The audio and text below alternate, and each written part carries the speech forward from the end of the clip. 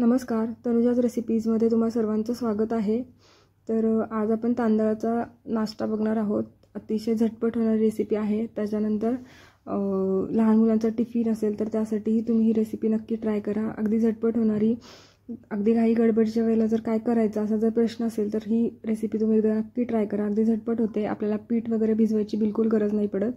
तर सर्वात आधी 1 वाटी तांदळाचं पीठ घेतलंय, त्यानंतर पाव वाटी डेसिकेटेड कोकोनट आहे। तुम्ही खोबरं किसून घेतलं तरी चालेल किंवा ओलं खोबरं वापरलं तरी पण चालेल। त्यानंतर त्यामध्ये चवीपुरतं मीठ आणि पाणी ॲड करायचं आहे आणि पातळसर असं बॅटर तयार करायचं आहे। आपण तांदळाचे घावण बनवतो त्यासाठी जसं बॅटर बनवतो त्याच पद्धतीने आपल्याला हे बॅटर बनवून ठेवायचं आहे।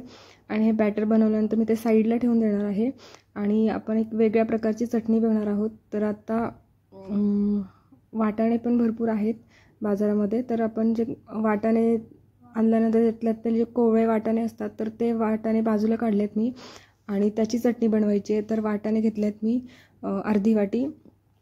त्यानंतर डेसिकेटेड कोकोनट आहे ते घेतलेलं आहे। तर ओलं खोबरं असेल तर ते यूज केलं तरी पण चालेल। तर या पद्धतीने पण एकदा रेसिपी नक्की ट्राय करा, खूप छान आणि टेस्टी लागते ही चटणी। त्यानंतर साधारणतः 1-2-3 हिरव्या मिरच्या आहेत त्याचे तुकडे करून घेतलेत।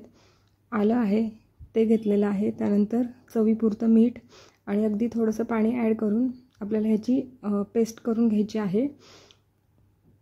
तर बघू शकता तुम्ही चटणी आहे ती तयार आहे, छान पेस्ट झालेली आहे। तर ही चटणी आहे तर ती एका डब्यामध्ये काढून घेणार आहे मी आणि आपल्याला त्यावर फोडणी करायची आहे। तर अतिशय टेस्टी आणि झटपट होणारी 1 मिनिटामध्ये तयार होते ही चटणी। तर आणि चवीलाही खूप छान लागते। वाटाणे कोवळे असल्यामुळे अगदी तिखट आणि गोड असं छान कॉम्बिनेशन आहे याचं। तर एका डब्यामध्ये काढून घेतली आहे आणि त्यानंतर जे भांडं आहे त्यामध्ये थोडंसं पाणी ॲड केलं आहे आणि ते भांडं पण विसळून आपण परत त्यामध्येच ॲड केलं आहे पाणी ते। आणि तेल गरम करून घेतलं आहे, तडका पात्र आहे त्यामध्ये आणि त्याच्यानंतर त्यामध्ये 1 चमचा मोहरी आणि 1 चमचा जिरं टाकलं आहे आणि ते छान फुललं की त्यानंतर हा जो तडका आहे आपल्याला त्या चटणीवर टाकून घ्यायचा आहे। अगदी अतिशय छान असा तडका बसलेला आहे। तर बघू शकता तुम्ही झटपट अशी वाटाण्याची एक वेगळ्या प्रकारची चटणी आहे। तर ही रेसिपी तुम्ही नक्की ट्राय करा, खूप छान आणि टेस्टी लागते।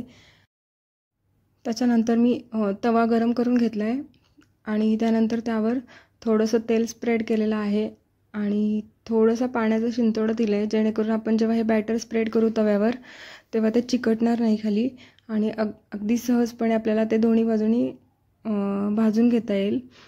तर मी बॅटर जे आहे ते स्प्रेड केलं आहे। तर तुम्ही बघू शकता छान असे जाळीदार असे जे घावण आहे तर ते तयार आहे।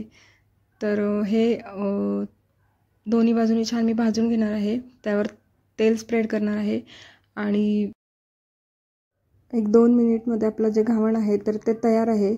तर आजची रेसिपी तुम्हाला आवडली असेल तर रेसिपीला नक्की लाईक करा, कमेंट करा, शेअर करा आणि तनुजाज रेसिपीला सबस्क्राईब केलं नसेल तर नक्की सबस्क्राईब करा आणि बेल आयकॉनवर क्लिक करा, जेणेकरून येणाऱ्या ज्या रेसिपीज आहेत तर त्याचं नोटिफिकेशन तुम्हाला सर्वात आधी मिळतील। तर रेसिपी नक्की करून बघा। तर वाटाण्याच्या चटणीसोबत पण एकदा ट्राय करा, खूप छान लागते ही चटणी पण। तर या दोन्ही रेसिपी तुम्ही नक्की करून बघा। तर जे घावण आहे ते अगदी सॉफ्ट असं झालेलं आहे आणि त्यामुळे लहान मुलांच्या टिफिनला पण देण्यासाठी हा अतिशय छान ऑप्शन आहे। तर रेसिपी नक्की ट्राय करा। धन्यवाद।